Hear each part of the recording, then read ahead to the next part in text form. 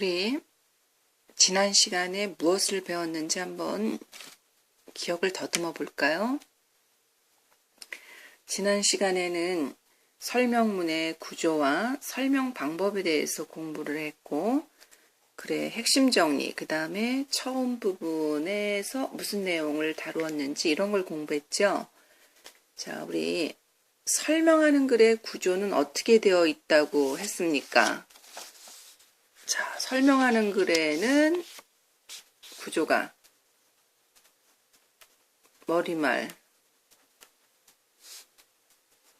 본문,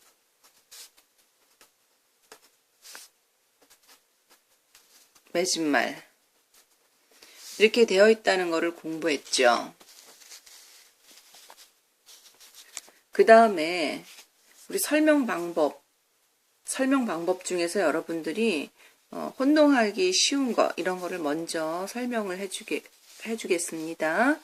자, 여러분들이 무엇으로 나눌 수 있다, 나눈다. 이 나눈다만 나오면 여러분들은 무엇을 생각을 주로 많이 하냐면 이런 거는 분류다. 이렇게 생각하기가 쉬운데, 자, 분류하고 혼돈을 많이 하는 것이 뭐냐면 분석이에요. 자, 분류와 분석은 어떻게 다른지 다시 한번 설명을 해주겠습니다. 자, 분류는 일정한 기준으로 나누는 거예요. 예를 들면은 시계는 손목시계, 벽시계가 있다. 시계는 손목시계와 벽시계로 나눌 수 있다. 이러면 이거는 시계는 손목시계, 벽시계 이게 다 시계의 한 종류죠. 그럴 때는 분류입니다. 그런데 이런 경우 시계는 시침, 초침, 분침으로 되어 있는데 또는 시계는 시침, 초침, 분침으로 나눌 수 있는데 이러면 이거는 분류가 아니라 분석이에요. 시침, 초침, 분침, 시계의 종류에 해당되는 거 아니죠. 그래서 요거는 분류가 아니라 분석입니다. 얘를 한 번 더 지난 시간에도 얘기했지만 한 번 더 나눠 본다면, 자, 동물을 어류, 양서류, 파충류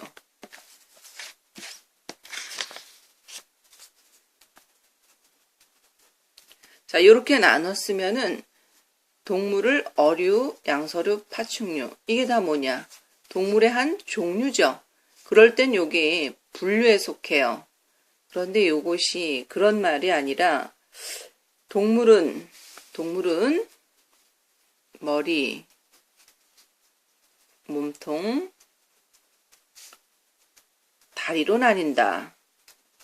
그러면 다리로 나뉜다. 이러면 나뉜다는 것 때문에 여러분들이 분류라고 생각하기 쉬운데 동물은 머리, 몸통, 다리 이거 동물의 종류가 아니죠.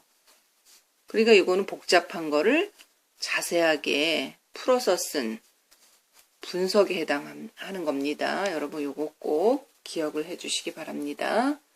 그럼 오늘은 무엇을 공부합니까?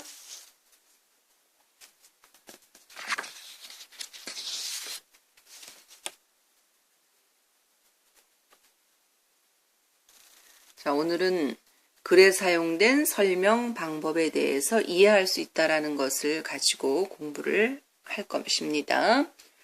자, 지난 시간에 처음 부분에서 어떤 내용을 했냐면 밑반찬을 종종 우습게 보는 우리라는 글의 내용을 가지고 공부를 했죠. 그래서 머릿말에서는 설명할 대상을 소개했어요. 바로 밑반찬을 소개를 했고 그 다음에 글을 쓴 목적. 자, 목적은 뭘까요? 밑반찬을 자세히 알리겠다라는 것도 있지만 우리가 밑반찬을 너무 종종 우습게 보는 경향이 있기 때문에 밑반찬을 우습게 보지 말자. 이런 목적을 가지고 처음 부분에서 이야기를 했죠.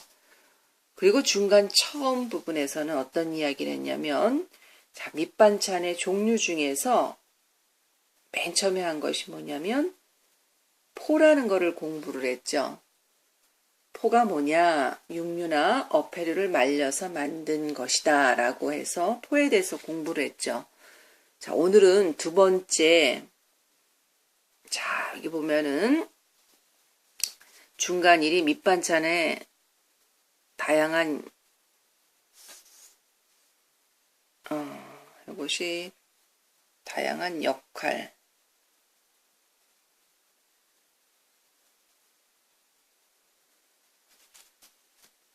자, 밑반찬에 중간일이 밑반찬의 다양한 역할이 아니라 잘못 나왔네요. 종류입니다. 고쳐 놓도록 하세요. 지난 시간에도 선생님이 설명을 잘못했네요. 밑반찬의 다양한 종류에 대해서 공부를 했습니다. 자, 밑반찬의 다양한 종류 중에서 뭐를 공부했냐면 포를 공부했고, 두 번째는 부각과 티각이 있다라는 것을 우리가 교과서에서 봤죠. 자, 교과서 몇째 줄에 있습니까? 여기 나왔죠. 232쪽 6번째 줄부터 7번째 줄에 나와 있죠. 제철에 나는 식물성 재료를 그때그때 갈무리해서 말린 뒤 반찬으로 만든 부각과 티각이 있다. 자, 여기 이 부분은 부각과 티각의 뭐에 대해서 설명을 했습니까?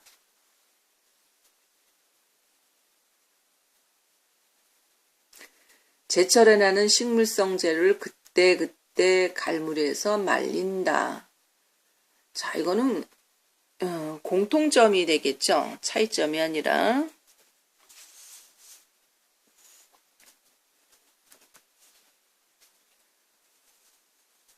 그 다음에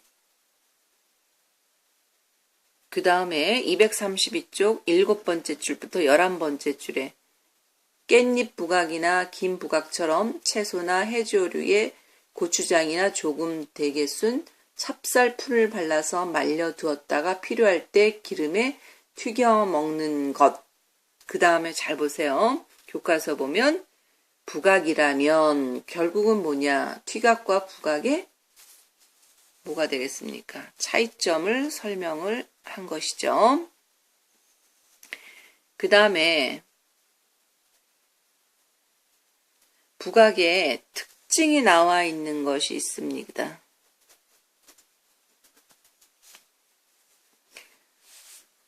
자, 여기 어디까지가 부각의 특징이냐면 아까 선생님이 읽은 것 중에서 튀겨 먹는 것까지 읽은 것이 부각의 특징이고 232쪽 7번째 줄부터 11번째 줄까지의 내용은 부각과 튀각의 차이점. 그래서 부각이 어떤 것이고 튀각이 뭔지 잘 설명이 되어 있죠. 자, 다시마 튀각이나 미역 튀각처럼, 자, 이거 튀각의 예가 나와 있죠. 자, 그 다음에 232쪽 10번째 줄부터 11번째 줄 보세요. 232쪽 10번째 줄부터 11번째 줄. 여러분 교과서 찾아보세요. 자, 거기 선생님이 써놨죠. 재료에. 여기서부터 튀각이다까지 한번 읽어볼까요? 재료에 아무것도 바르지 않고 말린 재료를 그대로 튀기는 것이 튀각이다. 그럼 이제 부각하고 튀각이 구별이 되죠. 둘 다 튀기는 건데 무엇을 입혔다. 그러면 부각이고 아무것도 안 바르고 튀겼다는 그럼 튀각이라는 것입니다. 그래서 튀각의 특징이 또 나와 있죠. 튀각의 특징. 그 다음에 232쪽 12번째 줄 보세요. 12번째 줄에 어떤 것이 나와 있습니까? 여기 있죠. 국화잎 부각, 고추 부각, 우엉 튀각, 파래 튀각. 결국은 뭐냐면 부각하고 튀각의 종류를 하나하나 예를 들었습니까? 나열했습니까? 자, 이거는 나열한 거죠. 열거입니다. 열거. 자, 우리 종류하면은 또 여러분들이 이렇게 예시라고도 보기도 또 쉽은데, 자, 열거라는 거는 어떤 관련된 자료를 일정한 특정한 기준 없이 나열하는 거를 열거라고 봅니다. 그 다음에 232쪽 12번째 줄에 또 이런 말이 있죠. 지금 방금 읽은 거 옆에 우리 산천에서, 산천이라는 말이죠. 산과 내, 산과 내, 즉 우리 자연을 이루는 말입니다. 산천하면 산과 내를 가리키는 것이 아니라 자연이라는 뜻으로 기억을 해주시면 됩니다. 그 다음에 232쪽 14번째 줄을 보세요. 14번째 줄에 보면은 주로 생선을 소금에 절여서 저장해 두고 쓰는 자반이 있다. 자, 어떻게 보면은 자반이라는 게 뭐냐? 내장을 빼고 소금에 절인 것이다. 소금에 절여서 저장해 둔 것이다. 뭐를? 생선을. 자반의 개념. 정의의 설명 방법이 쓰였죠. 그 다음에 232쪽 15번째 줄부터 16번째 줄에 이런 얘기죠. 예를 들면, 선생님이 쭉 읽어볼게요. 예를 들면 고등어의 배를 갈라 내장을 빼고 소금에 절인 간 고등어가 대표적인 자반이다. 예를 들면, 자, 예를 들면 자반의 대표적인 예를 들었죠. 어떤 설명 방법이 사용이 됐을까요? 예를 들었어. 그렇죠. 예시의 설명 방법이 사용이 됐습니다. 그 다음에 232쪽 16번째 줄 보세요. 16번째 줄에 삼치, 조기, 밴댕이, 가자미 등도 자반의 재료가 된다. 자, 이거는 어떤 순서가 없이 그냥 쭉 나열을 했죠. 그럼 자반의 재료를 예시라고 보는 것보다는 열거로 보는 것이 좋은 것입니다. 그러니까 예시라는 거는 설명하고자 하는 내용에 합당한 사례를 콕 찍어서 제시하는 게 예시라고 한다면, 아까도 선생님이 얘기했지만 열거는 뭐예요? 관련되는 재료를 어떤 기준 없이, 특정한 기준 없이 나열하는 것을 열거라고 합니다. 구별해 주세요. 그 다음에 232쪽 18번째 줄부터 24번째 줄. 자, 232쪽에 18번째 줄. 다 읽어줄 수는 없고요. 여러분들 교과서 보시면 먼저 생선에서 내장 등을 떼어낸다. 그 다음에 소금물로 씻어서 물기를 뺀다. 아가미와 살에 소금을 뿌린다. 항아리에 차곡차곡 포개어 소금 뿌린다. 그 다음에 저장 기간을 길수록 소금을 많이 뿌린다. 이래서 어디까지?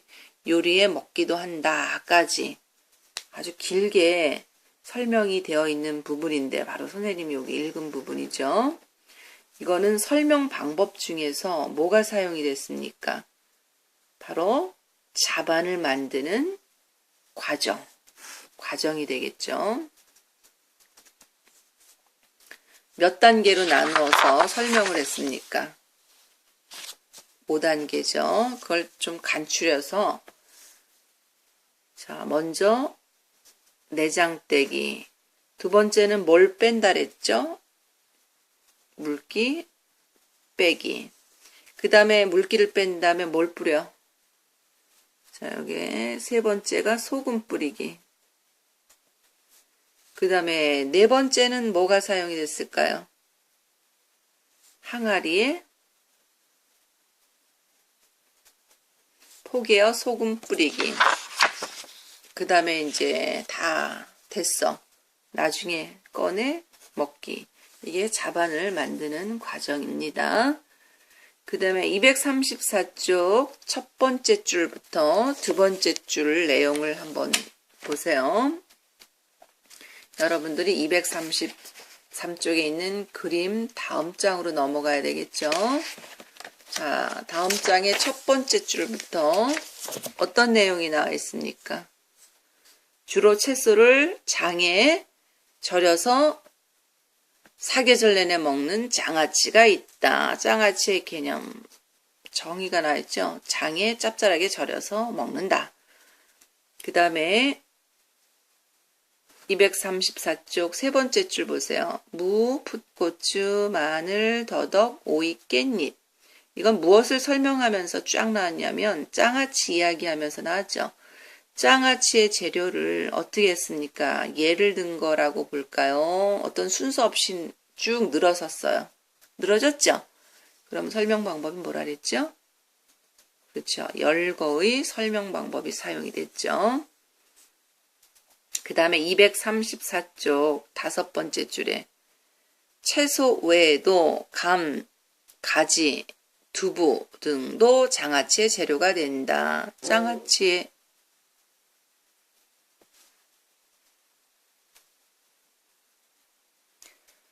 자, 장아찌의 재료가 또 여러 가지가 있다는 것이 나와 있죠. 역시 열거의 방법이 사용이 됐죠. 그 다음에 234쪽 일곱 번째 줄부터 아홉 번째 줄 보세요. 고기나 콩 등을 양념하여 조리한 조림이나 볶음, 새우젓, 명란젓, 오징어젓처럼 해산물을 소금에 절여 발효시킨 젓갈 등 그 종류가 아주 많다. 그 외에 이제 장아찌 말고도 그 밑반찬의 종류 중에서 젓갈에 대해서 나왔죠. 그래서 여기 보면은 조림도 있고 또 뭐가 있습니까? 볶음이 있죠. 그래서 밑반찬에는 조림, 볶음, 젓갈 등이 있습니다. 우리가 한 것 중에 뭐가 있었냐면은